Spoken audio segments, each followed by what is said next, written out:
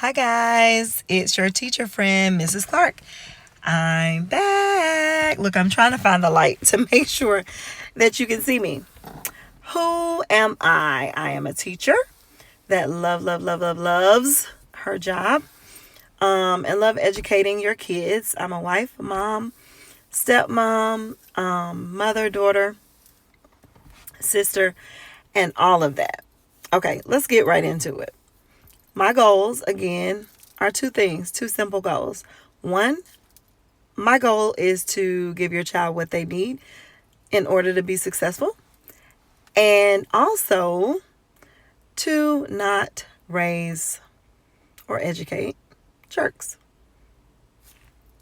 Real simple, sounds simple, but over the course of the days, you see, it's not as easy as breaking it down to those two things, but those are my goals.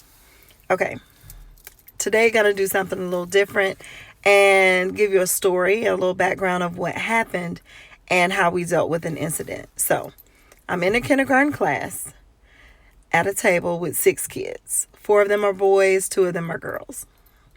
They're getting ready to do a center. Well, what's a center, Miss Clark? It's basically them working on a particular skill at a table. They have certain materials that they're using to do it. So they're doing a math center. So the first thing you do when you get over there to that center and you have your paper in front of you, you have to do what, everybody? Write your name. Because in case you don't finish, we definitely need to know whose paper this is. Papers have lives of their own. And to make sure that your child's work is accredited to them and they can find it the next time, we make sure they write their name on it. All right, so name on paper. Well, everyone at the table except one little girl has a pencil. So we have one girl that doesn't have a pencil. There's a little boy sitting at the end of the table, and in his pencil pouch, he has like 7 pencils. 7. 1, 2, 3, 4, 5, 6, 7 pencils.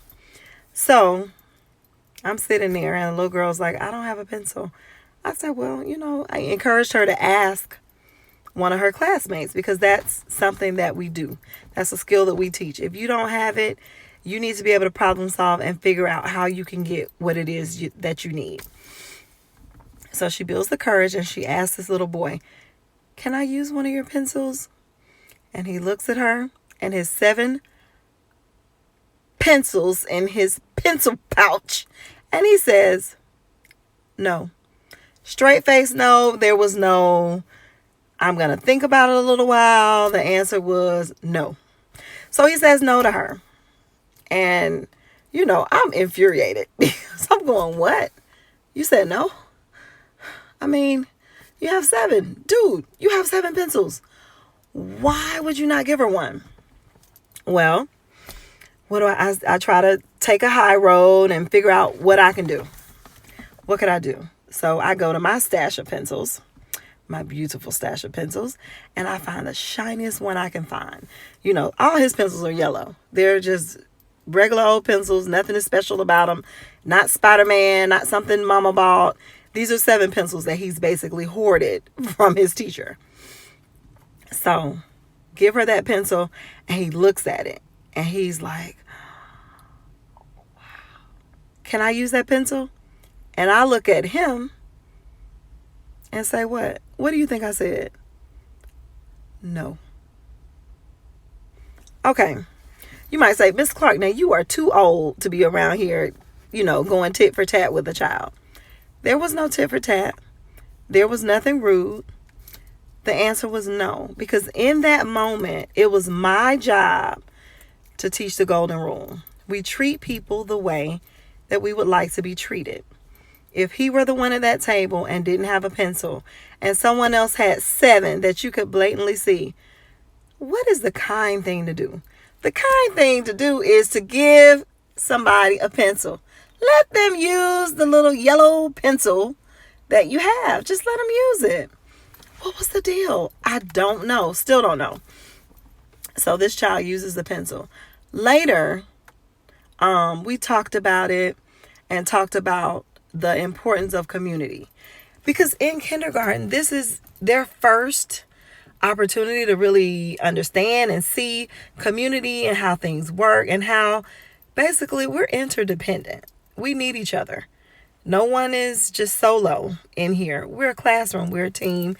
We work together. And if you can be a help, be a help. So parents, take this lesson to your children and make sure that they understand and they know, don't be a jerk. Be a friend. Be helpful. Be a catalyst in the community. And if you can help somebody out, do it. Kindness goes a long way. And he was able to understand that, it was important and that it just wasn't nice. What he did just wasn't nice. It didn't make any sense. He said no just because he could say it. And the little girl really built her courage to ask him, a really shy kid.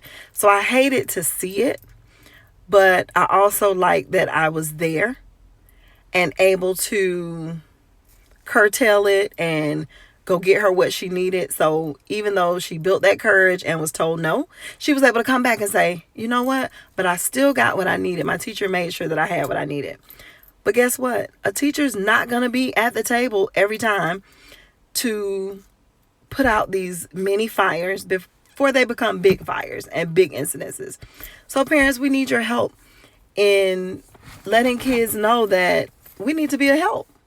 If you can, we need to be a help. Don't be the kid at the table that doesn't let their table mate borrow materials. We're a community. This lesson, I feel like, is a life lesson. And this is a part of helping me reach my goals of 1, giving kids what they need, and 2, helping not to educate jerks.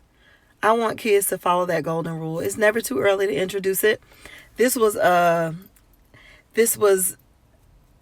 great way to see how something so simple, it's a pencil now, it could be something else later. So you could be the difference in someone's life. And he had the opportunity. He didn't seize it this time, but I'm hoping that the lesson that he got will help him to just make a better choice next time. All right, so need your help, parents, to reach our goals here in this classroom. I'm sure your teacher will appreciate it. I will appreciate it, and the kids will appreciate it, and the world will appreciate it, because this is a life lesson. So help us out. You know what? My light went out. It's all good though. Watch this. I'm going to open the door. Yep. In my car. Not driving. But, just be that person. Be that parent.